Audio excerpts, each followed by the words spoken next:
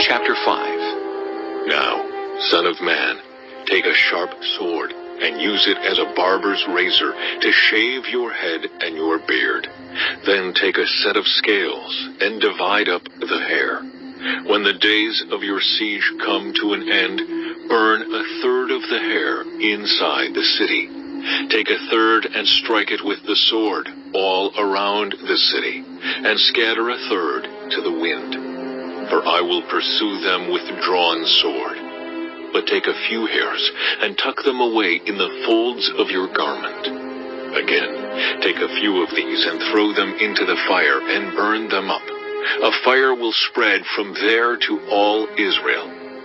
This is what the sovereign Lord says.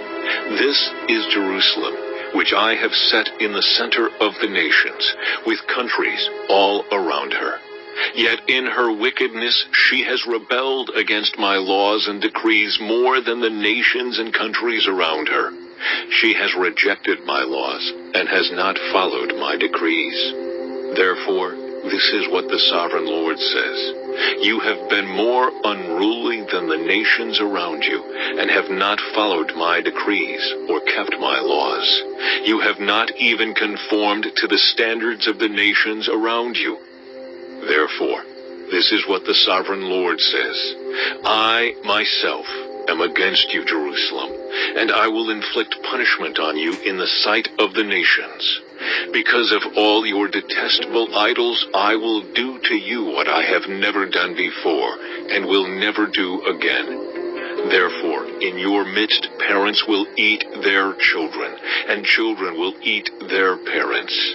I will inflict punishment on you, and will scatter all your survivors to the winds. Therefore, as surely as I live, declares the sovereign Lord, because you have defiled my sanctuary with all your vile images and detestable practices, I myself will shave you.